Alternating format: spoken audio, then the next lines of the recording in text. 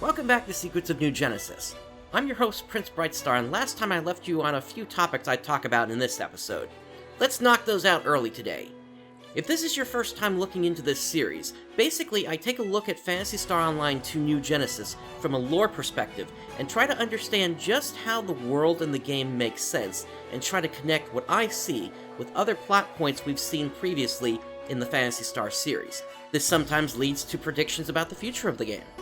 Can I say first, though, that the point I said was against the idea of jumping between regions without the bridges or teleporting is no longer an issue? The thing that had me worried was saying eventually you'd be able to go to either region's urgent quest without having to transfer regions first. This was eventually implemented in a patch, and once that rolled out, I went to check and the barriers were still in place.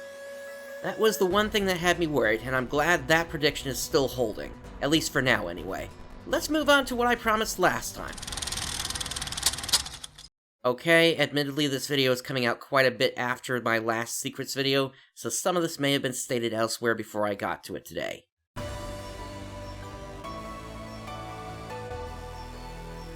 Some of you may remember a series of posts I made on YouTube and Twitter regarding these locations. Though they don't have a purpose now, we have a very distinct red and blue base here, which could easily indicate a possible future PvP component in the game. Now it's interesting the difference in location for these bases.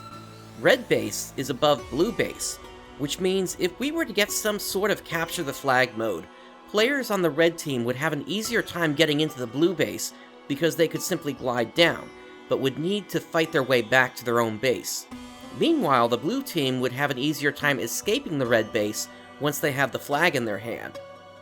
I don't know of any other games that have tried something like this before, so if you're familiar with the win ratio for a non-symmetrical field like this, let me know. So if we're going based on the idea of there being PvP bases, I also need to bring up the other 4 bases that were found. First, there's a location that I can only think to call Flower Base. And then there are 3 other bases. Needless to say, this makes the whole idea very complicated, and I'm not quite sure what Sega might be thinking in implementing these bases, if they even are being considered for that. If they aren't for PvP though, I can't think of any other purpose they might have aside from set dressing. So I'll admit we really don't know much about these creatures at this point, but they've been seen during the meteor storms at various places around the region. This also includes right outside the entrance to Trinitas. We're not able to interact with them in any way. They're just a curious oddity in the region. Maybe they'll have more significance in the future, but I doubt it. So some of you may remember during a prior episode where we were seeing a dark cloud that players would run into once they entered the Retem region. As far as I can tell, nobody has said anything about this thing. The answer to what was causing the dark cloud is this gear here. This gear is active somehow when nothing else around is.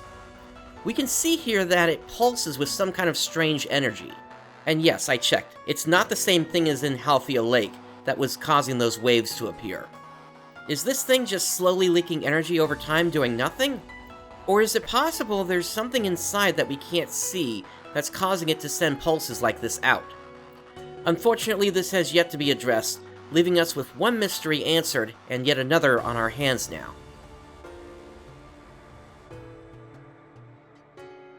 If she wasn't suspicious before because of her eyes changing color between the in-game and promotional material, now we've got a very distinct moment where Manon seems to know more about what's going on than she's letting on. Manon somehow knows that they need to check the historical records to learn what happened in Retem. And yet the fact that no one ever was able to put this together sure is suspicious. This isn't quite enough to say something's going on, though. There's one key moment where Manon almost outs herself, though. This isn't your fault. The ones who are truly to blame are... Why not just say the dolls? Unless Manon knows that it's not the dolls that are really doing this. And one more thing. Doesn't this shield Manon puts up at the start of the game look the same as the one Dolls Falls does? A smaller observation, but one that has significant lore implications about how the Darker's Fall spawn operated. As some of you may remember, Dark Vibrace was one of the largest of the darker fall spawn, and was often used during mining base operations by Apprentice. However, on Halpha, we can find something that looks just like the Dark Vibrace, called the Bubble Snapper.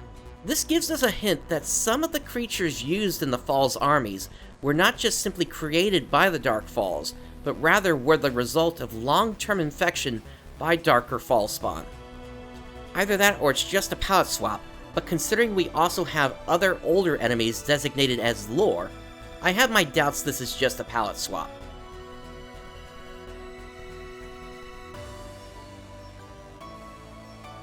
I know it's quite the shock, but I said long ago, this isn't a Dark Falls, and paying attention to the details has now confirmed this. Take a close look at their arms. You can see these dark spots along with dark veins. This isn't the only dolls we see this on. Take a look at this Noglyph. This leads me to believe that there is some kind of infection affecting the dolls. But that doesn't have anything to do with why I'm saying the central cannon shouldn't be fired. Rather, I want to bring up the fact that in the final moments of the battle, there seems to be genuine surprise by Dolls Falls to the central cannon existing. Ultimately, it blocks the attack, and rather than continuing the fight with the player, it just pieces out. It's almost as if there's supposed to be a third phase to the fight, and Crawford's attack cancelled it. If the cannon wasn't fired, what would happen? Would the battle continue on the Aleo ground in that third phase? There's actually a chance we might have an opportunity for such a thing in the future.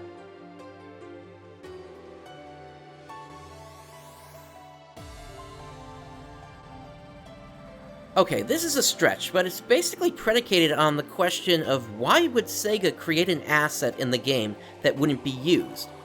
Granted, that happens all the time in the games industry, and some of it ends up on the cutting room floor. But at least for now, I'm going to assume this is still in play.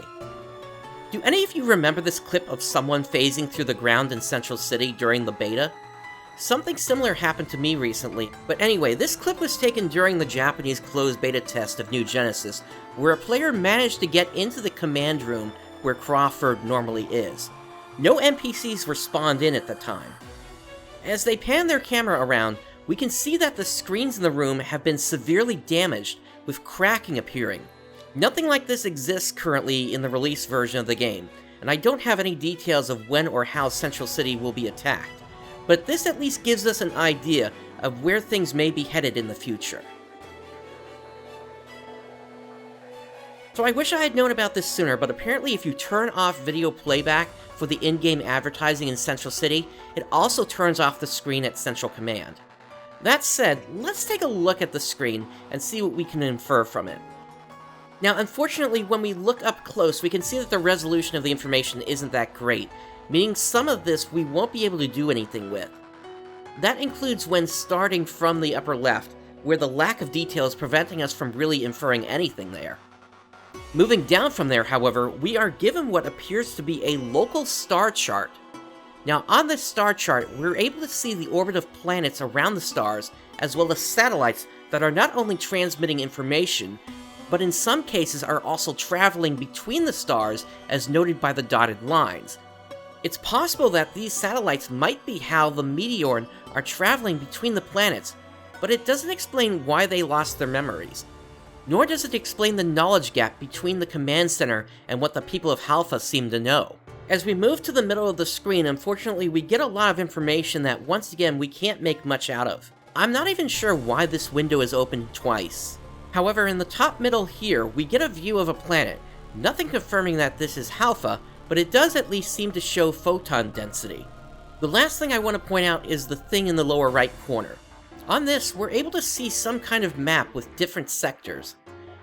Now, this doesn't appear to be anything like what Halpha looks like, and I don't know if I want to say that what we're seeing is the movement of arcs. It might be more the movement of objects in space. Why do I say that? Look in the upper left corner. That's a ship. A ship with a large dome on top of it. Remember when I brought up last time that Halpha might actually be a ship? What if this information was hiding in plain sight this whole time? I'll admit the volcano engine is in a weird place if that's the case, but it's certainly interesting to possibly have some confirmation of that now. So let's briefly look at the upcoming region, as there's a few details that some people may have missed.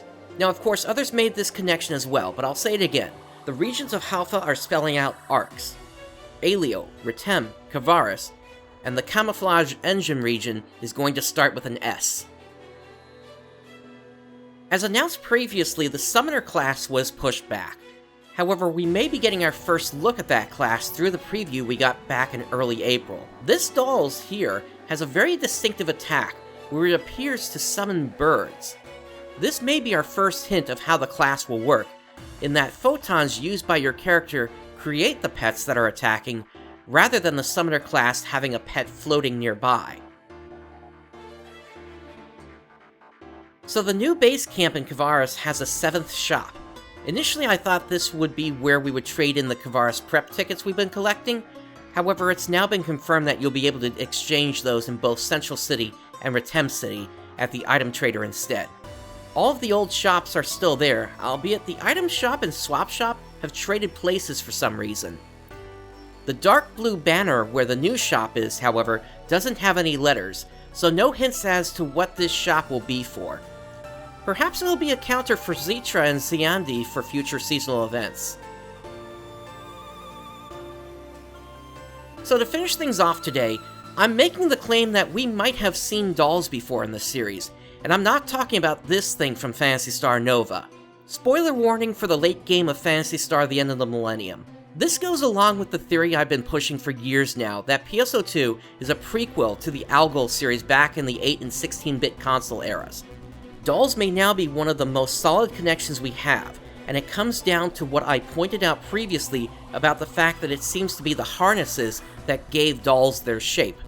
There's basically 3 things that make up a DOLLS: the harness, 1 or more power cores, and the DOLLS material. Now let's take a look at Algol, specifically the hidden 4th planet Rycross.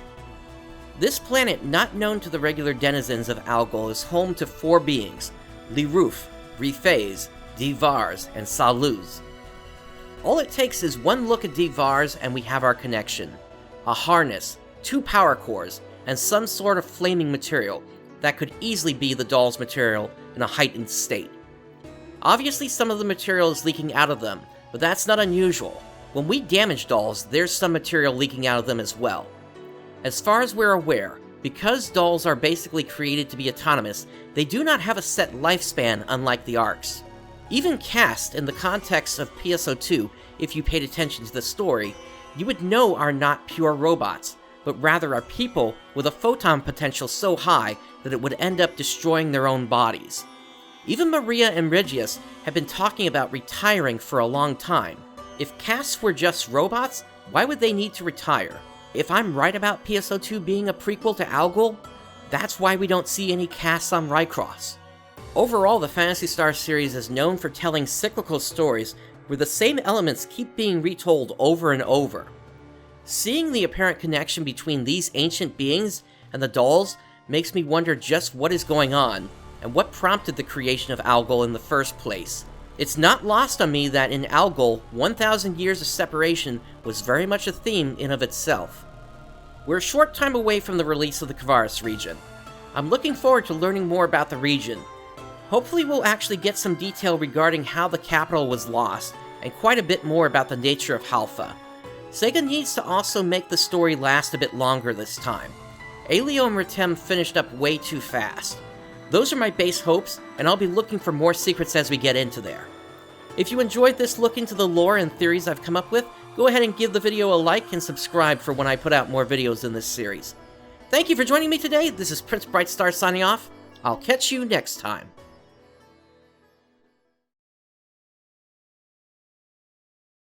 You want one more thing? Okay, let's go back to the launch of Retem. I can't believe I hadn't noticed this before, but there's a strange thing that happens when you hide your UI in the game. You know how DOLLS will turn from blue to red? Well, it seems they might not actually be doing that, and the only way to see this is to disable your user interface. If you don't know how to do this, the command is /UI off, and then put in a range between 1 to 600 seconds. When doing this, DOLLS that turn red do not show up as red. This has huge implications in that it might not be the DOLLS getting angry, but rather it's something ingrained into you as an Arcs that's making you see them as red. And we've seen something like this before back in base PSO2. There was a very specific point where everyone's eyes suddenly started glowing red, and it's possible the same thing could explain why we're seeing red on the dolls. The thing that made everyone's eyes glow red? Code Abyss. This would lend more credence to the idea that everything that's happening on Alpha is just a training mission. This would also mean someone's pulling the strings of all the Arcs to fight the dolls. And yes, while the dolls often make the first strike, it could also explain how the war got started in the first place. The question now is who could be issuing the Code Abyss order and... oh wait, hang on. This was due to a bug in the NVIDIA DLSS system.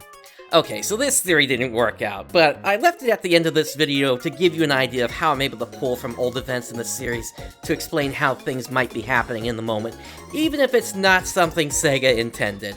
It's one of the funnier things that can happen when crafting theories. Anyway, I'll catch you next time.